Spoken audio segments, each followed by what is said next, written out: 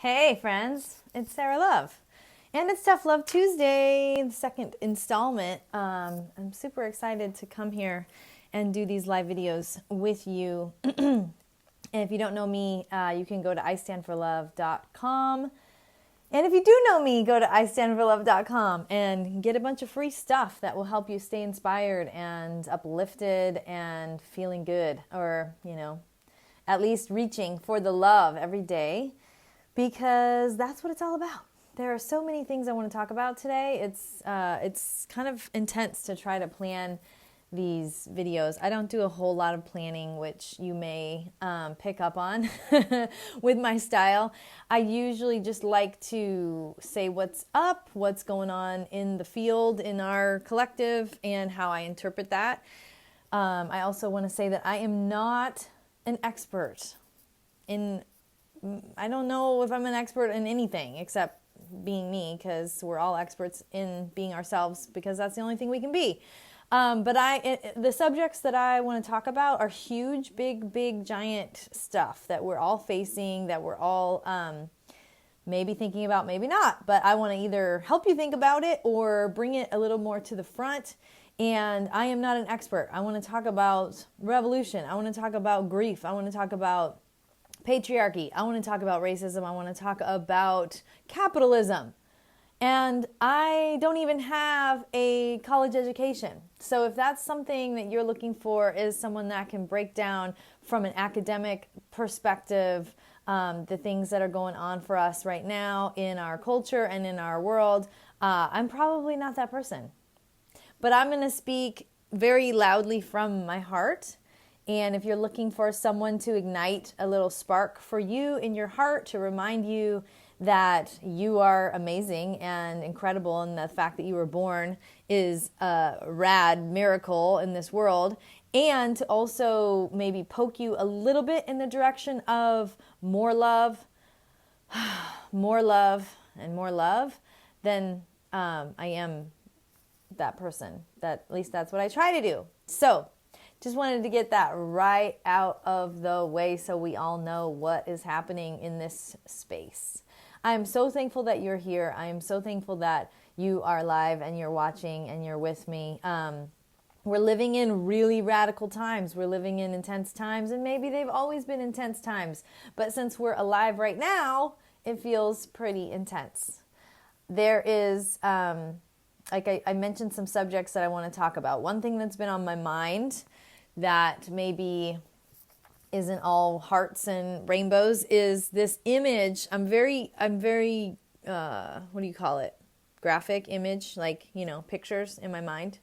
Like I said, I'm not an expert, but what I see this image of this rope that is binding us as a world, as humanity right now, and it's just wrapped around everyone to varying degrees. And there's three strands to this rope that I keep seeing. There's these three strands. I mentioned them really quick a minute ago. And one of them is racism, and one of them is the patriarchal construct, and one of them is capitalism. And they're all wound up together and tying us to this reality. One of my very, very favorite quotes in the universe is Charles Diederich, and he says, "There is nothing standing in the way of paradise for the whole human race except old ideas." And now that can mean many different things, but what I take that to mean, and why I love that quote so much, is because we can change our ideas. We can do it. It is not something that is undoable. It is not something that is completely out of the scope of possibility. It is completely within the scope of possibility to change old ideas. And we are living in such a time where ideas change so quickly. We've finally built up these muscles where, with technology, we've got to change all these new things. We finally learn one thing, and then next week it's a new thing, and we are adapting at a really faster pace than any of our ancestors. And so I want to apply that to our need for our cultural shift to go in the direction of love. I believe that we can create a loving world. I believe that we can make love something that we talk about in the boardroom, in the classroom, in the at the dinner table, in our homes. I believe that if love was something that we actually brought to the table, as in when we're looking at making choices for our corporations, we could say, what's the most loving choice for everyone to hear when we make this product or we roll out this advertisement? Like, what if that was a question that got asked?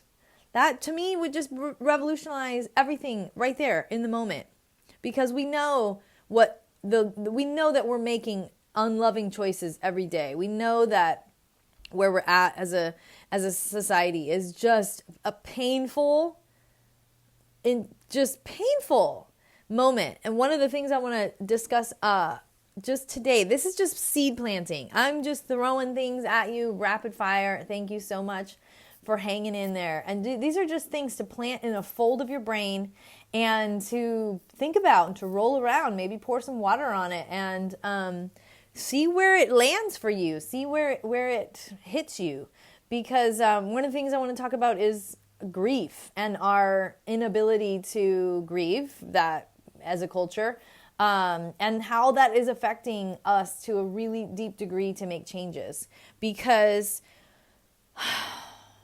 as once again was the reality last Friday, there was another shooting at a school, which is just, for all of us, right? It's just crazy making. It's heartbreaking.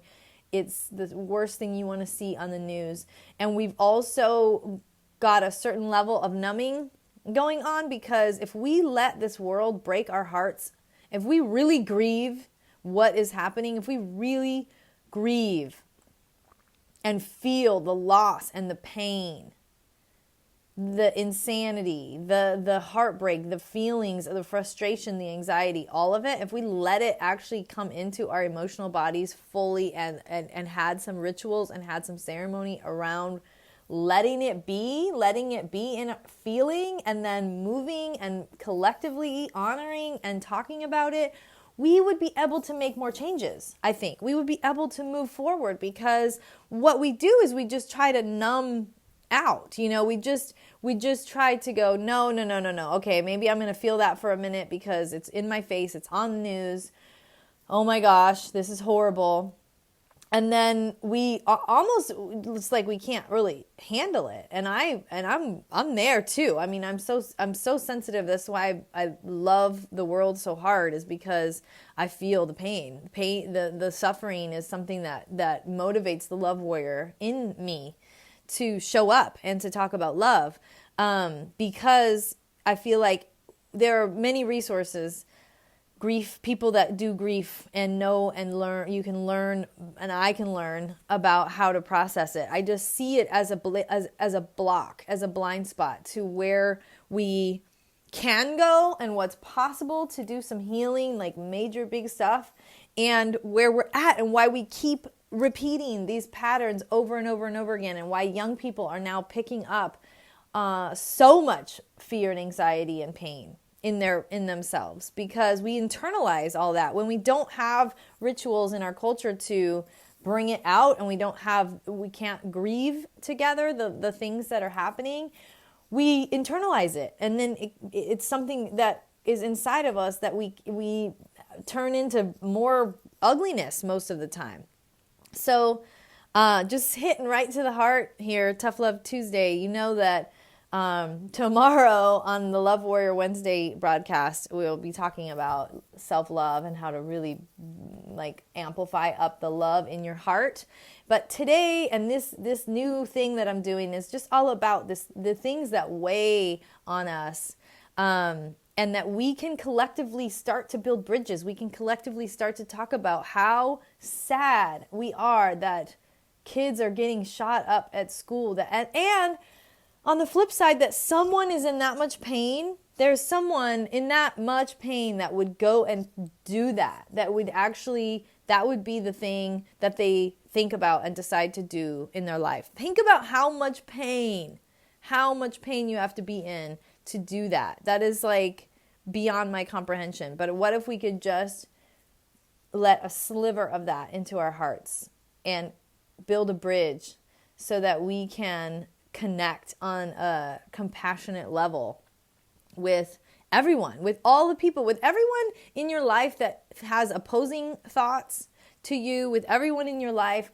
I think grief is like this thing that connects us. I mean, we all have grief. We've all had losses. We all have these things that just weigh us down, and then we close it off and we go business as usual. We have to power through. We have to go and put on a face, or go to work, or handle our business. And in cultures that are way wiser and older than ours, they do a lot of grieving together. They do a lot of ceremony around what it is to have your heart break and have a loss. And also we have like collective wounds right now. We're not just in our little village dealing with the loss of an elder or a baby or something, that happens to us. We are having this worldwide crisis of events that come at us almost, instantaneously from when they happen, in these waves of energy and sadness and frustration and fear wash through the collective.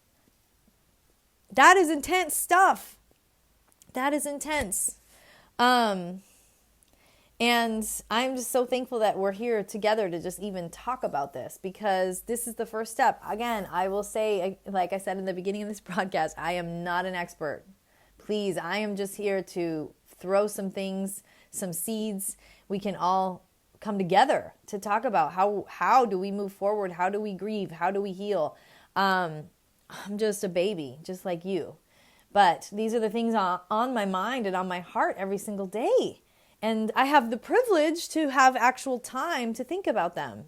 So this is also tough love, because if you are someone that has food in your fridge and a roof over your head, then we got to do better. We have to be the ones to try harder to do the healing process within ourselves, within our relationships, and within the collective, because there are people out there that don't have food today. There are people out there that are afraid for their lives today.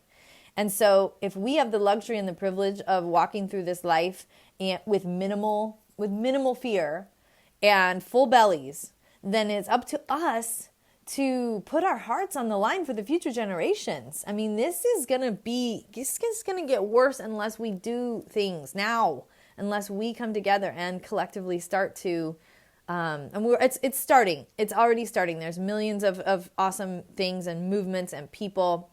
So not to go full on, doom and gloom, or that somehow I have some fresh new idea that no one's ever said before. No, I am just another voice saying we've got to feel, we've got to heal, we've got to take responsibility. We have got to majorly come together to heal this, like, seriously collective wound. And it's going to mean dropping our egos a lot. It's going to mean not getting defensive with every person that challenges your beliefs. It's going to mean making room for how things look, grief, and how other people do things to process energy. We're going to have to learn a whole new skill set, but we also have elders and traditions from native, people that have done this. So this is not like we have to totally forge through to a new frontier. There are cultures that know how to do this, and we respectfully can learn from them with our heads bowed and humbly study the ways that were once normal to life. And we have gone so far away. And technology has created a lot of that. It's a blessing and a curse. We have this amazing connection, and we have this devastating separation through technology that just keeps us kind of separate from each other and at the whim of the media, which is really intense. So I'll save that for another day. I think that leaving you with the permission that if you can find your way to feel some of the big stuff in the world and have a big, huge cry, or get together, invite some friends over for dinner and actually talk and have some deep conversations about what's going on and build some bridges and hug each other and hug each other a lot, then I'm hoping that that sends a wave of compassion, because we're all connected. We are all on our own journey. We are all unique. There's no one like you that's ever been born. You are unique and amazing, and we are all connected. We are all in this together. So we've got to hold both to do this right, to get to the future. Okay, deep breath, deep breath. Thank you. Tomorrow I'll be coming in with Love Warrior Wednesday, which is all about self-love and how to amplify the love in your heart and to give yourself lots of love. You know, this new Tuesday thing is going to be a little bit more intense, but that's who I am. So thank you for being with me.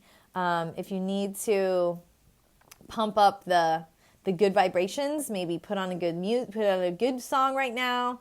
Get off Facebook, put on some music, dance around, put some joy in your heart. Any little part of yourself that you can emanate good joy or have that good cry, that is moving energy for the whole. So do it in service. If you can't get there yourself, do it in service to the whole.